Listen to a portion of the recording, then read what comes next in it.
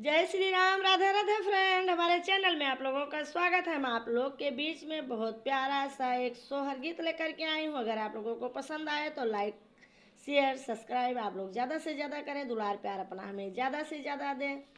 अगर आप लोगों को सोहर गीत पसंद आए तो कमेंट में ज़रूर लिखें सोहर गीत आप लोगों को कैसा लगा। अरे अंगना मठाड़ी है ना दिया तो भाभी से राजे कर हो। अंगना मठाड़ी है ना दिया तो भाभी से राजे कर हो। भाभी आजू राती देखूं एक सपना सपना बड़ी सुंदर हो। हे भाभी आजू राती देखूं एक सपना सपना बड़ी सुंदर हो। अंगना में फूला दुई फूल तो अंगन मोरा महकई हो। अंगना में फूला दुई फूल अंगनवा हमारी महकई हो।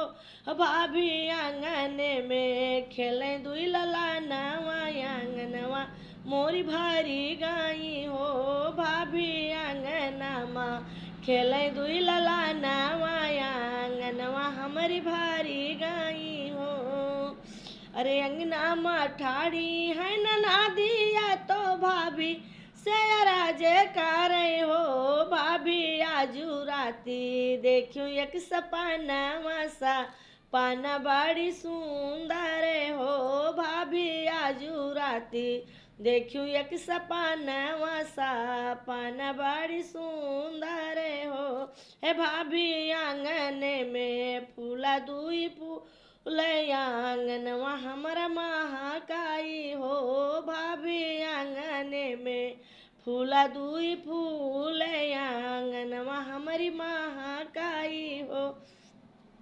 अरे द्वारे से आई हाई सासू तो बाऊ हरियर जय कर हो। द्वारे से आई है सासू तो बाऊ हरियर जय कर हो। बहू हरि दे तू जोड़े एक लला नवाया गनवा हमारी भारी जाती हो। बहू हरि दाई दे तू जोड़े जोड़े लला नवाया गनवा हमारी भारी जाती हो। ये तेरी बाचानी सुने बाबू हारी झपटी के पैया लगे हो। ये तेरी बाचानी सुने बाबू हारी झपटी के पैया लगे हो। सासुदाई देतू मुख भरी सयांगनवा तोरी भारी जाती हो। सासुदाई देतू मुख भरी सयांगनवा तोहरी भरी जाती हो। द्वारे से आई है सासू तो बाऊ हरियर जय कर हो। बहू हरिदाई देतू जोड़ा एक लला नवाया गनवा मोरी भारी जाती हो। बहू हरिदाई देतू जोड़े दुई लला नवाया गनवा हमारी भारी जाती हो। तेरी बाचानी सुने बा उहारी सासू पैया गई हो। ये तेरी बाचानी सुने बाऊ हारी सासू पैया गई हो। हे सासू मुख भरे दिए तू ऐसी साया गनवा मोर भारी जाती हो। सासू मुख भरे दिए तू ऐसी से तो गोदी मोरी भारी जाती हो।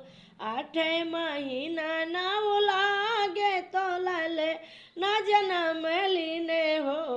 8 महीना ना लागे तो लाले ना जन्म लीने हो।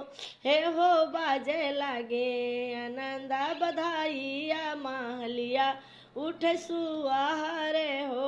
हे हो बाजे लागे आनंद बधाइया महलिया उठ सुहारे हो। आओ न सासू हमारी तो तू ही हमारी सासू हो। सासू दोनों हाथे मोहरा लुटा आंगनवा तोहरी भारी गाई हो, सासू दोनों हाथे मोहरा लुटावो आंगनवा तोहरी भारी गाई हो। अरे ससुरे से आवे मोरी नदी तो नाचत गवात आवे हो, ससुरे से आवे मोरी नदी तो नाचे गवात आवे हो। भाभी आजू हम भतीजा के नाये नार चाई बे तो मांगा लगाई बाई हो, हे भाभी भतीजा के नए नार चाई बे तो मांगा लगाई बाई हो।